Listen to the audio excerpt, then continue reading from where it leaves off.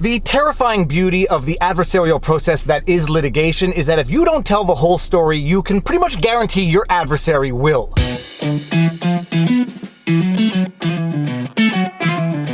Viva Frei, Montreal litigator turned YouTuber, and I've been getting a lot of messages over the last few days to tackle this Patreon versus Owen Benjamin lawsuit. It is a fascinating lawsuit and probably the most promising fight against what many people believe to be big tech censorship against their content creators. There have been multiple lawsuits against these big tech giants, YouTube, Google, etc., arguing that they are effectively town squares, that they should be treated as government entities for the purposes of application of First Amendment rights, and I've always thought that that is not the best strategy. I believe that the argument is there that these big tech companies basically own town square and that they should be treated as a government entity for the purposes of application of First Amendment rights, but you still need to get the courts to acknowledge that these private companies ought to be treated like government entities. It is an uphill battle that hasn't worked as of yet, and I think the better strategy above and beyond the constitutional arguments is to go after these businesses on the basis of fraudulent misrepresentation, deceitful business practices, and or tortious interference with contractual rights. And that is the legal basis, among others, that Carl Benjamin Smith, aka Sargon of Akkad, and his backers are going after Patreon. Now, I have gone through Patreon's motion for the issuance of an interlocutory injunction, the defendant's response to that motion, Patreon's response to that response, and the judgment that was issued. There is easily over 200 pages of documents, and I know that most people are not going to read through that because who has time for that? Ain't nobody got time for that. That being said, Mike Cernovich on Twitter is also doing an amazing job following this on a day-by-day basis, attending court and tweeting as things occur, and you should be following him, if for no other reason, to follow this lawsuit. He's doing a great job on it.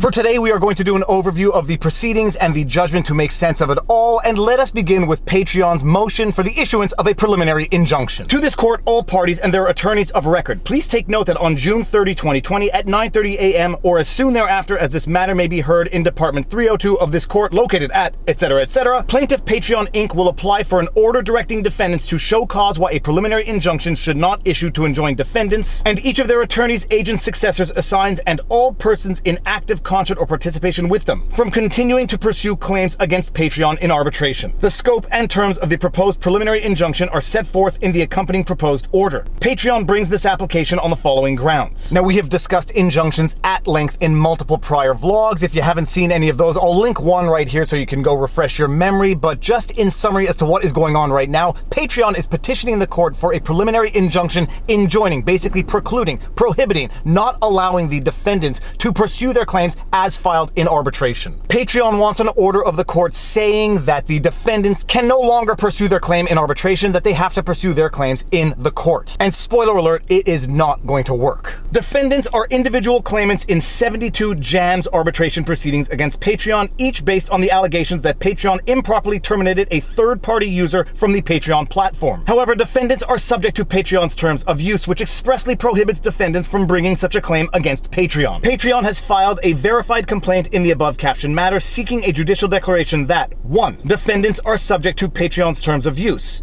2. Defendants' claims in arbitration are prohibited by the terms of use. 3. Defendants' claims in arbitration may be decided by this court. 4. Defendants' improper claims in arbitration have caused past and ongoing damage to Patreon. And 5. That non-California defendants cannot assert remedies under California Code of Civil Procedure sections 1281.97, 1281.98, or 1281.99 for the reasons set forth in Patreon's complaint, and as discussed in the accompanying memorandum of points and authorities, Patreon is likely to receive the declaratory relief it seeks. And when I say that the terrifying beauty of the adversarial process is that if you don't tell the whole story, your adversary will, Patreon's argument is that the defendants are precluded from taking an arbitration claim because it violates their terms of service. What Patreon fails to mention, at least for the time being, is that Patreon only amended their terms of service to preclude the recourse to arbitration several days after the defendants already instituted or initiated their arbitration claims against Patreon under their old terms of service. Let that sink in before we move on. Patreon has not yet disclosed the fact that they amended their terms of service several days after the defendants or the plaintiffs in arbitration initiated the arbitration proceedings as required under Patreon's old terms of service. Why would Patreon do such a thing? We will get there. Patreon has already suffered irreparable injury as a result of defendants' improper claims in arbitration. Improper as of the date of the new terms of service, which were amended specifically to preclude the defendants from exercising their recourse in arbitration under the old terms of service. I don't think a judge is necessarily going to deem that to be improper. Without a preliminary injunction, Patreon will continue to suffer immediate and irreparable injury pending this court's consideration and final adjudication of Patreon's request for declaratory relief. If defendants are permitted to continue arbitration proceedings against Patreon pending this court's adjudication of these issues, Patreon will be faced with a choice of either not participating in defendants' improper arbitration proceedings, which could result in an award against it, or participating in the proceedings and waiving its due process rights and protections under state procedural rules. Further, without preliminary injunction, Patreon will be forced to continue to incur unnecessary and non-recoverable arbitration costs and legal fees. And there you have it, to quote Jim Carrey from Liar, Liar, and the truth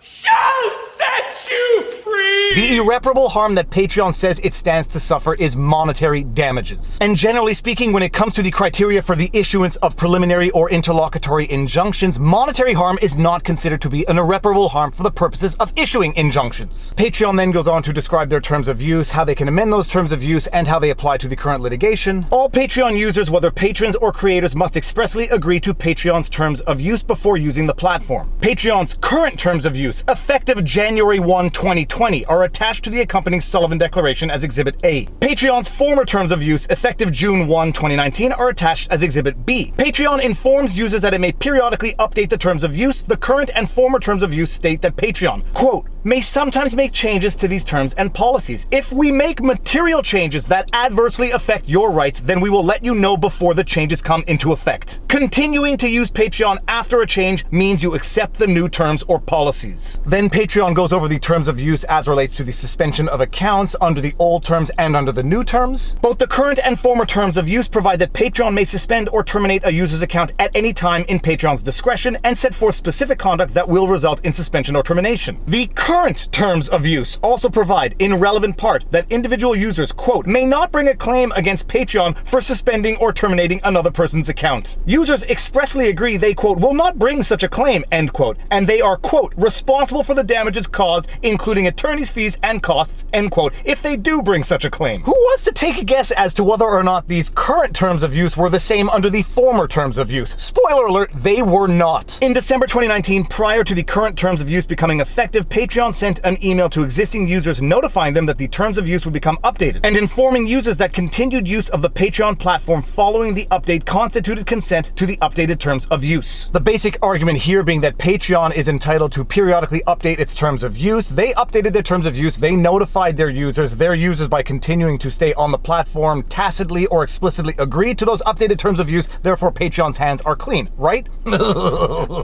Patreon then goes on to describe the facts as they deem relevant, but pay attention to the dates on those facts. On October 9, 2019, Patreon terminated the creator account of an individual named Owen Benjamin Smith, a self-described comedian. Patreon terminated Smith's account after determining that he had repeatedly disseminated hate speech in violation of Patreon's community guidelines. Soon after the account termination, Smith, through his attorney Philip Mann, filed a JAMS demand for arbitration, asserting claims against Patreon for breach of contract and tortious interference with alleged contractual relations between Smith and his former patrons on the Patreon platform. Patreon denies and is presently litigating Smith's claim in arbitration. On November 12, 2019, after the Smith arbitration was filed, attorney Mann told Patreon's in-house head of legal, Colin Sullivan, that Mann also represented 83 individuals, ostensibly Smith's former patrons on the Patreon platform, who, quote, intend to file 83 individual demands for arbitration to be administered by JAMS, concerning the matter of Patreon's interference in their separate contractual relationships with Owen Benjamin Smith. On November 15, 2019, in anticipation of a settlement conversation with Patreon, Mann made a settlement demand. In December 2019, Mann increased the demand. He informed Patreon that he would file individual claims on behalf of 100 Patreon users unless Patreon agreed to pay Smith $3.5 million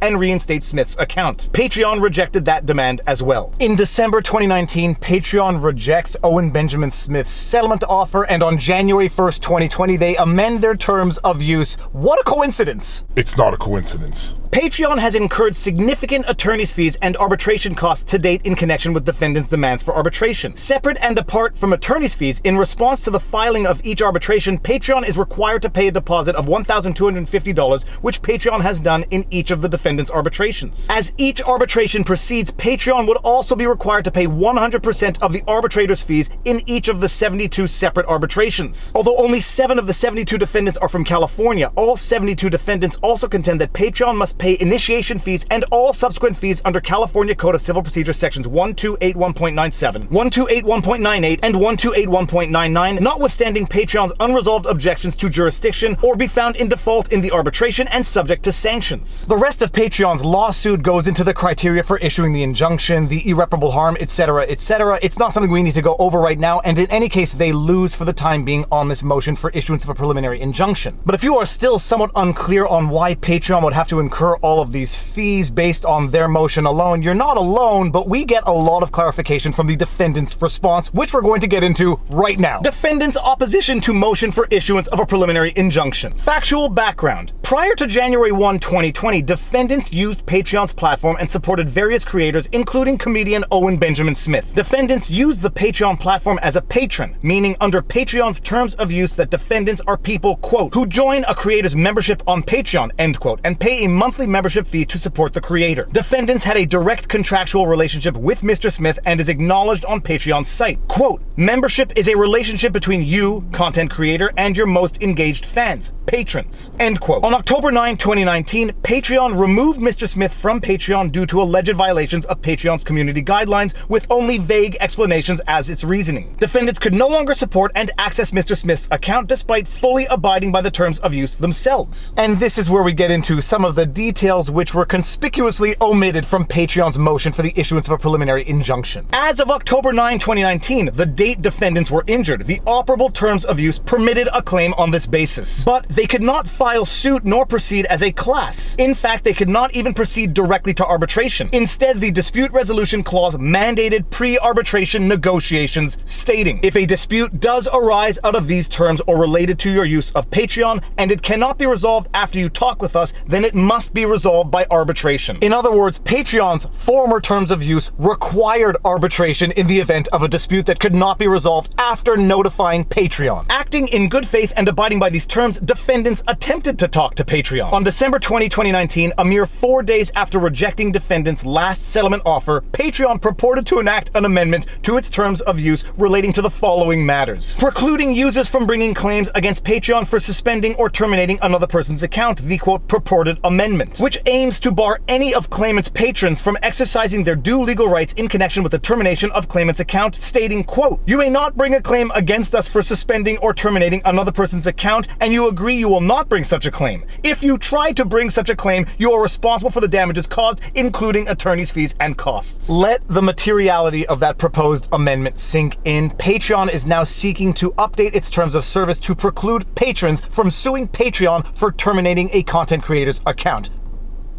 B. Removing the protections of the consumer protection laws and the protections of the JAMS consumer arbitration minimum standards which claimant enjoyed under the terms of use, stating, quote, this clause does not limit either party's ability to file an action in a court with jurisdiction to seek injunctive or other equitable relief for disputes. To enforce this dispute resolution clause, including your agreement not to assert claims related to the suspension or termination of another person's account. In any such action, the court, rather than an arbitrator, must decide whether such a claim is arbitrable and must decide whether the party is entitled to the requested injunctive or other equitable relief. And what do the patrons through their counsel think of these proposed amendments? Well, they don't mince words. As discussed below, this amendment was unconscionable, lacked sufficient notice, contained material misstatements and omission, and was not agreed to by defendants. Patreon asserted in the terms of use that the purported amendment was effective on and after December 20, 2019 for new users and on January 1, 2020 for existing users. Patreon lied when it claimed that defendants were given notice of the amendment prior to its effective date. In fact, defendants may not have been given such notice at all. The purported, quote, notice, end quote, was misleading. It stated that Patreon had, quote, updated the terms of use to clarify the dispute resolution process and the legal rights of patrons when a creator they supported is removed for violating our guidelines, end quote. The purported amendment did not, quote, clarify, end quote, any rights. It simply sought to extinguish those rights. Defendants had no opportunity to negotiate or opt out of the purported amendment. In short, Patreon set up the dispute resolution process, and upon being notified of a dispute,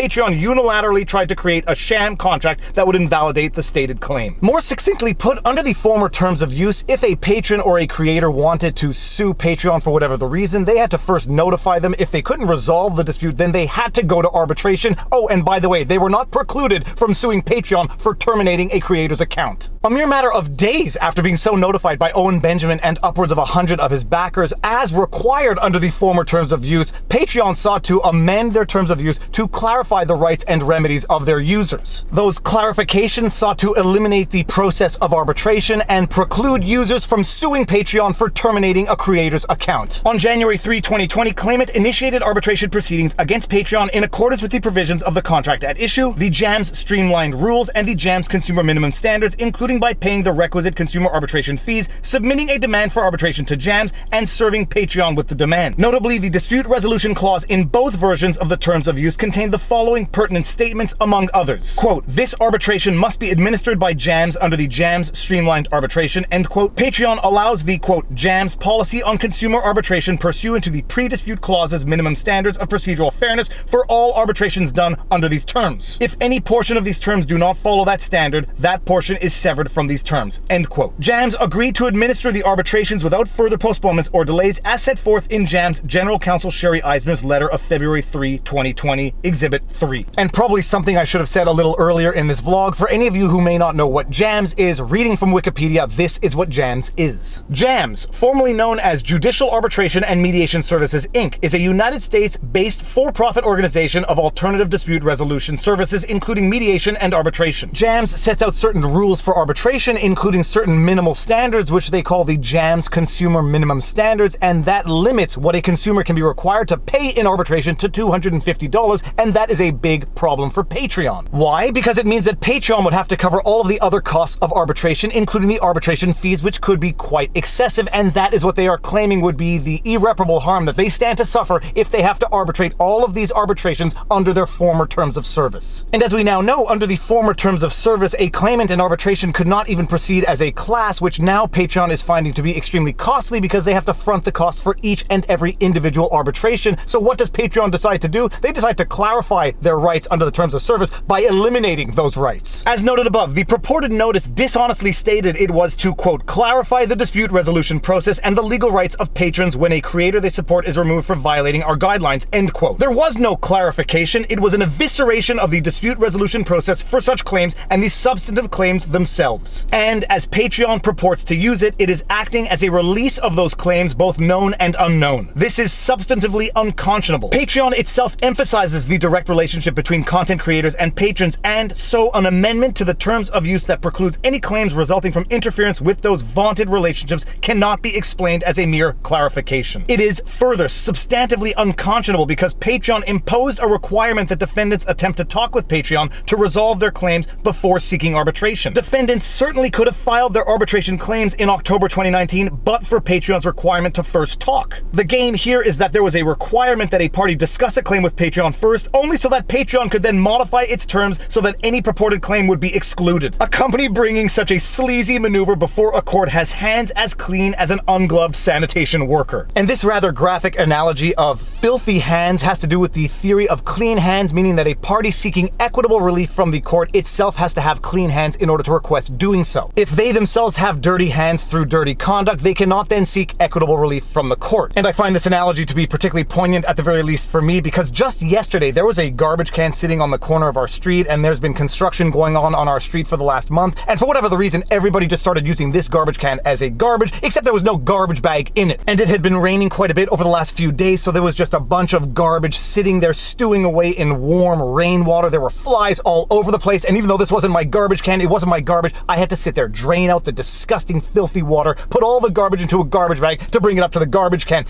There was not enough soap or disinfectant on earth to make my hands and feet feel clean again. And if you're wondering why my feet needed disinfectant, it's because the garbage water splashed all over my feet.